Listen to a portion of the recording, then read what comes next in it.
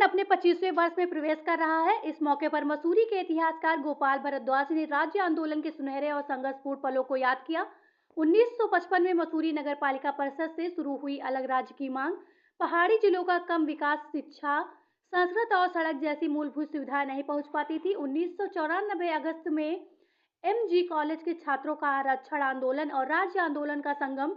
2 सितंबर को शहीद भवन में पुलिस गोलीबारी में 6 आंदोलनकारी शहीद हुए और एक सीओ मारे गए। गोपाल भारद्वाज ने उस समय की दुर्लभ तस्वीरें प्रदर्शित की जिसमें आंदोलनकारियों का जज्बा साफ दिखाई देता है। 9 नवंबर 2000 उत्तराखंड का औपचारिक गठन। मसूरी में ढोल, नगाड़ों और जय उत्तराखंड के नारों से पूरा शहर गूंज उठा। लोग, महिलाएं और बच्चे हाथों में झंडा लेकर जश्न मनाते दिखाई दिए।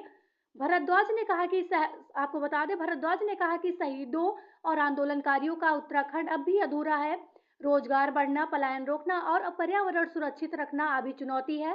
सरकार को संतुलित विकास की जरूरत। इंफ्रास्ट्रक्चर और सड़कें बनी है, पर असली विकास तभी होगा जब पहाड़ी युवा, उनकी जमीन और जंगल सब सुरक्षित रहें। गोपाल भारद्वाज ने 1955 से 2000 तक की दुर्लभ तस्वीरें और जश्न की झलकियां प्रदर्शित की, जिन्हें देखकर कई वरिष्ठ नागरिकों की आंखें भर आई। ये तस्वीरें सिर्फ इतिहास नहीं, हमारी पहचान भी है। अलग राज्य की मांग 1955 में शुरुआत हो गई थी और आपको जानकर खुशी होगी, मसूरी नगर पालिका में जब रामकृष्ण वर्मा अध्यक्ष थे तब भी एक बार बोर्ड में मीटिंग हुई थी कि पहाड़ी राज्यों को अलग किया जाए उत्तर प्रदेश से, क्योंकि यहाँ का बहुत विषम परिस्थितियाँ थी और इसका बजट भी बहुत कम आया करता था। तब 8 ज़िले थे, इसके 8 ज़िलों का जो आज के कंपेरिजन में तो बहुत कम आता था।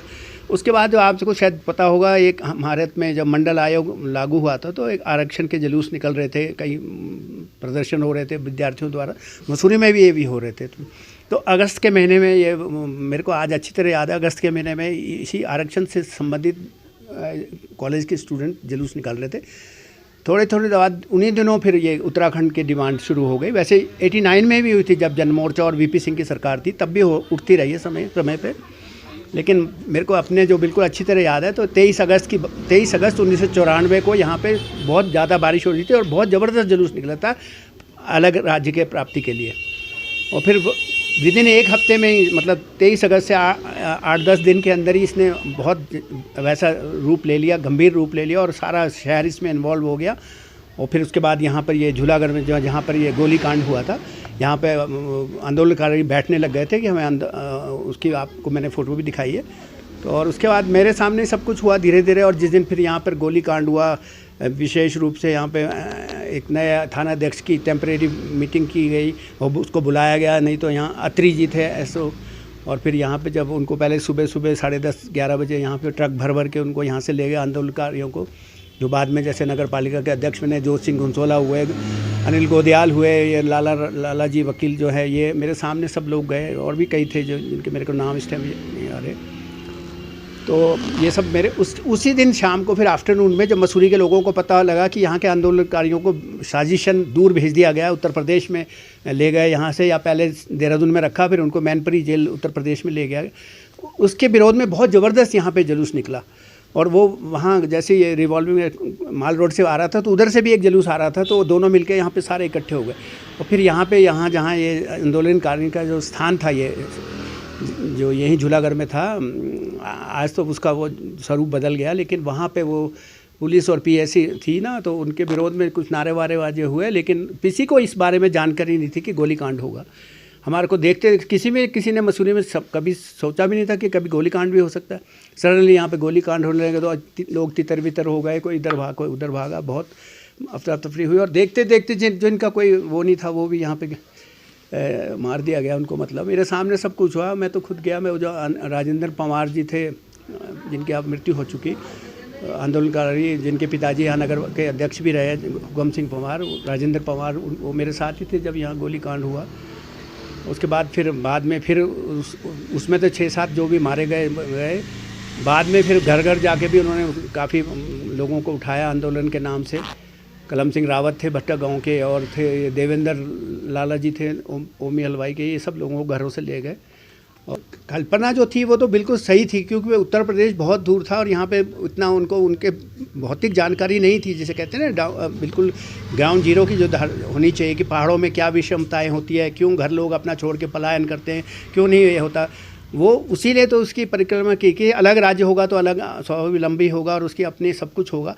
हुआ तो सब कुछ ठीक है, आज भी बजट काफ़ी बढ़ गया और सब कुछ हो गया, लेकिन अभी भी पलायन अभी नहीं रुका है। पलायन रुकेगा नहीं जब तक जो गांव खाली हो रहे हमारे उत्तराखंड के कई लोग, उनका रोज़गार वहीं पे करना पड़ेगा और वहीं उनको नौकरी देनी पड़ेगी, वहीं पे उनके लिए कुछ ना कुछ उद्योग लगाने पड़ेंगे जिससे यहाँ के बच्चे बाहर ना जाएँ। जैसे और हर एक को अपने राज्य के बच्चों को अपने राज्य में रहने का पूरा वो होता है, लेकिन उनको मजबूरन बाहर घर छोड़ना पड़ता है, पलायन करता है। गाँव में छोटे छोटे लोग या तो बच्चे नज़र आएंगे या बूढ़े नज़र आएंगे, तो वो उसका विषम परिस्थिति हो गई जो जिसका कल्पना करी थी उसमें थोड़ी बहुत अभी भी कमी है।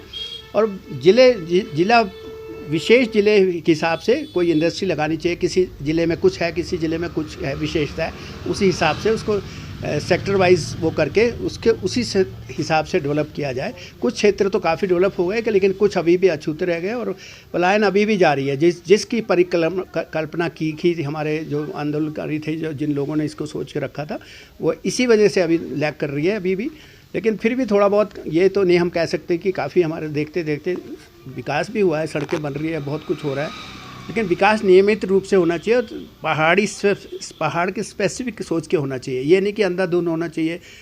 आप समझते हैं ना कि जंगल काट दिए या कहीं बिना सोच के होटल बन गए या कुछ हो गया, तो वो पहाड़ को पहाड़ ही रहने दो, पहाड़ को आप परिवर्तन मत करिए, उसको उसकी पवित्रता है, जो उसकी पवित्र है उसको बनाए रखें और उसके होते हुए भी अपने उद्योगों को और बढ़ाया जाए। और इसकी आर्थिक व्यवस्था काफ़ी पहले से, मैं ये नेगेटिव बात नहीं करनी थी, काफ़ी सुधरी भी है, लेकिन अभी भी जो लोग जा रहे हैं ना, कई हम सुनते हैं कि गांव खाली हो गए, बिल्कुल बॉर्डर पे काफ़ी हो गए, तो वो क्यों जा रहे हैं?